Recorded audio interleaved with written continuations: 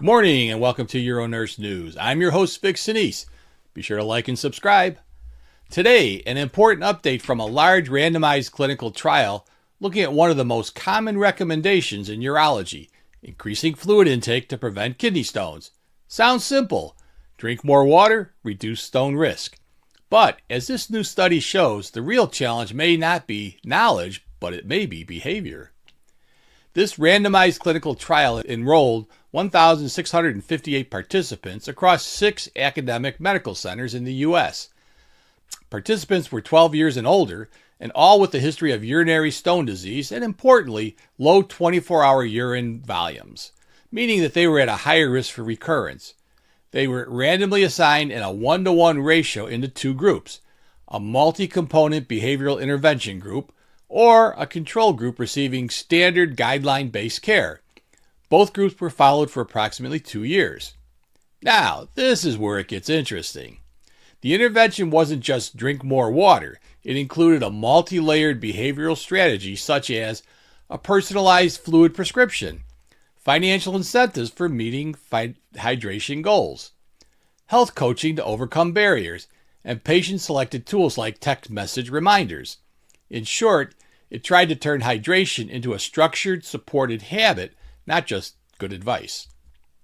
The primary outcome was symptomatic stone recurrence, defined as passage of a stone or need for a procedural intervention over a 2-year follow-up period.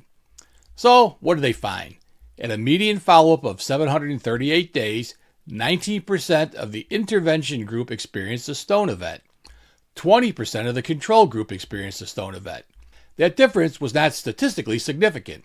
In statistical terms, the hazard ratio was 0.96 with a confidence interval of 1, meaning no meaningful reduction in recurrence. However, there was a subtle but important secondary finding. Both groups increased their 24-hour urine volumes, but the intervention group maintained slightly higher urine output at months 6, 12, 18, and 24. So behavior did shift, just not enough to change the outcome. And there was a trade-off. Participants in the intervention group reported increased urinary frequency, I say duh, more urgency, and more nocturia, and at 9 and 12 months.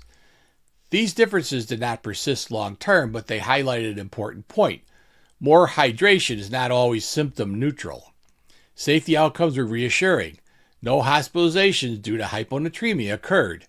A small number of asymptomatic cases were observed, slightly higher in the intervention group. So what's all this mean? Well, the authors concluded a behavioral intervention can increase fluid intake modestly, but it did not reduce kidney stone recurrence over 2 years compared to standard guideline-based care. In other words, we can improve hydration behavior, but that alone may not be enough to change clinical outcomes in a meaningful way. For clinicians and educators, this study highlights a critical gap.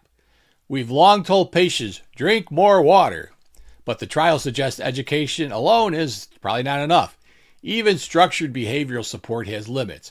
And stone prevention likely requires a multifactorial strategy. This study was funded by the National Institute of Diabetes and Digestive and Kidney Diseases. And it reminds us of something essential in urology practice. Sometimes the simplest interventions are the hardest to sustain and the most complex to optimize. I'm Vic Senese, and this is UroNurse News. Thanks for watching. Hey, this Saturday on UroPatient, we take a topic surrounded by hype, misinformation, and a lot of unanswered questions. Penile enhancement. What actually works and what doesn't? What options are backed by evidence and which ones are risky, unproven, and potentially harmful?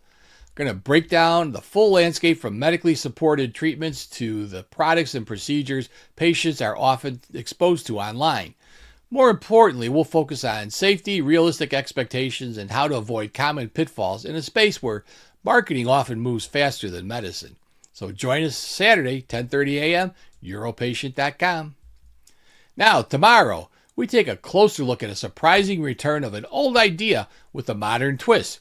Transdermal estradiol patches in locally advanced prostate cancer. Could a therapy once pushed aside be making a comeback in prostate cancer care? We're going to break down how estrogen delivered through the skin may help suppress testosterone, what current research is really showing, and why some clinicians are revisiting this approach in an era of advanced hormone therapy.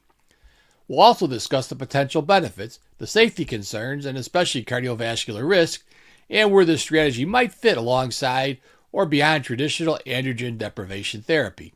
It's a fascinating intersection of history, innovation, and controversy in urologic oncology. So don't miss it tomorrow on UroNurse News. UroNurse News every weekday at 9 a.m. Central Time.